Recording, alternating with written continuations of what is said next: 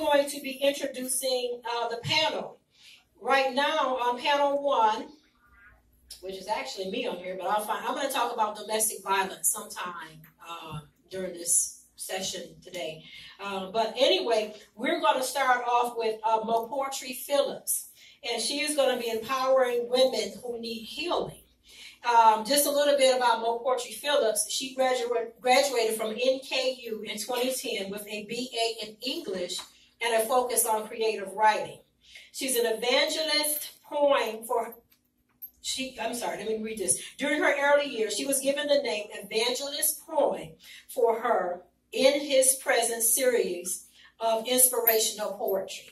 She was awarded first place in the NKU Social Justice Contest for her poem, Eradication of Ventriloquy, wonderful, which will be performed at the 36th Annual African American Festival in Nashville, Tennessee. And this past September. Amen. Congratulations.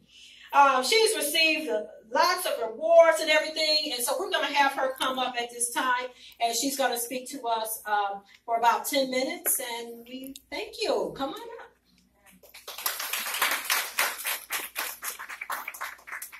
Oh, and on the side, you all, if you see me like starting to dance and doing something, that means your time is getting up, and so we want to make sure we have to be out of here by 3 o'clock today. So we just want to make sure that we are honoring the time today, okay? Amen. God bless you. God bless you. And put your hands together again. We just want to thank everyone. Thank Pastor, thank Julie, and just all the organizers, everybody that's been a part of this event. It's hard when it's your first year, your first time stepping out there. I'm doing some things that's a first for me. So getting out there can be hard. But it's been blessed. I'm looking for healing today. I'm looking for a unified. We could be throwing shade at each other. We could be talking about each other as women. We could be hating on one another, but we've come together to empower each other. So I expect each and every person to be touched by all the people that are here. And I do want to meet each and every one of you personally and talk to you. But my topic was empowered in relationships. I felt kind of, for a minute, like, oh, I'm unqualified. I'm not married now. But I've been through a lot when it comes to that. I started very young. I was in relationships. Then I got in the church. I became a licensed minister. I had 11 years of celibacy waiting on my husband. Like, oh, one day I'm going to get my husband. Even though I had kids, I started all over, 11 years. And then I ended up in an abusive relationship. And I look back, not to victim blame, not to blame myself, but I look back at that situation and I thought about how much I gave up of myself, how I wasn't empowered, and how I became an easy target almost for abuse because I didn't have a life. A lot of the poems, like I said, the 70 poems that were in my book, at least 50 of those poems were already written, just sitting there lying dormant, collecting dust. But because I didn't have time for me, I'm an only child, but all of a sudden there were 7 children in the house. I had 2, he had the other, we had 1 together, and it was rough. It was very rough. But as I'm looking at it and talking to other women about what they go through in their situations and relationships, we really have to pay attention. We really have to not give up the you. You know, it was things that I like to do. I like to dress. I like to have fun. I like to go to the park. For 3.5 years, I couldn't go to the park. One night, my husband was like, oh, you keep wanting to walk? You want to do something? Okay, 3 o'clock in the morning, we walking around the neighborhood looking crazy. Because that was his time when, okay, well, let's do it. But if I would have from day one, I would have said, no, that's something I like to do and I'm going to do. Whether you like it or not, I wouldn't have been in the situation that I was in. So always keep yourself, whatever you're gifting, even if it has to kind of taper down, you have to kind of slow down a little bit for family. It might be necessary, but don't ever give up your complete self. Also, stay connected to friends. I teach on domestic violence, and this kind of coincides with that speaker as well, but staying connected to family and friends is important. When people can come into your life and sever the relationships that you have. My mother and I have always been close. but she didn't feel comfortable coming to my house because he made her feel uncomfortable, you know, and not to say he was like, oh, don't come, she don't need to be here. It was just his attitude made her feel like, no, let me back up a little bit. Keep those connections. That helps you stay empowered. If you see a friend that's, okay, I'm in a new relationship, and yeah, the phone calls may die down a little bit, but check in on me.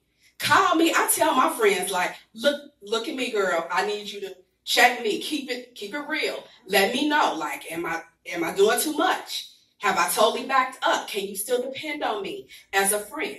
So we have to remember to do that for each other. Also, we have to take care of ourselves. I had things going on in my body. Twice I've lost half my blood. Never had a blood transfusion. But I didn't realize the effect of that. Not that I'm against blood transfusion. It's just I never had it. And my platelets were off. Now I have to get iron injections just to be able to have strength. And I have to go to the Cancer Society to get that. Things like that. As a woman, a lot of times we're taking care of family. How many people have missed doctor's appointments, but your kids go to the doctor religiously? But we'll miss an appointment, or we'll be sick and be like, okay, anybody got some antibiotics for me? Can you? I got an ear infection. You got some stuff from the last ear infection you had to help me? Because we're always putting ourselves on the back burner. You can't do that. You have to be like, okay, I'm important too. If I fall apart, where's the family going to be? I got to keep it moving. I got to take that time to take care of me. I had things going on with my teeth. I had to have deep cleanings because I went 3 years without going to the dentist. But my son went every single time. You know, it's amazing how we just do as women. And it's okay to be nurturing, but it's not okay to not nurture yourself. You have to nurture yourself as well. And don't be afraid to tell people no. I have to learn that myself. Yes. Tell people no. I tell my mom all the time, make people text you. Because if you get a text, then you have time to digest it. Like, okay, is this something that I'm ready for right now? Can I do it? You know, am I obligated to do it? Or do I feel like, okay, today I'm just out the kindness of my heart, I'm going to do this. We spread ourselves thin when we just constantly on the go. You know, and I found myself, and I was going to get married a second time, and that didn't go through. Thank God. But I found myself with him. He worked third shift. I'm taking his kids back and forth to work. I'm doing stuff. I did all the cleaning in the house. I did all the cooking in the house. He had breakfast, lunch, and dinner. I was just trying to be perfect. No. Where's my time? Where is telling people no? Like, no, tonight you're going to cook. Tonight we're going to eat out. We can't. It has to have balance. And make sure you spend time alone daily.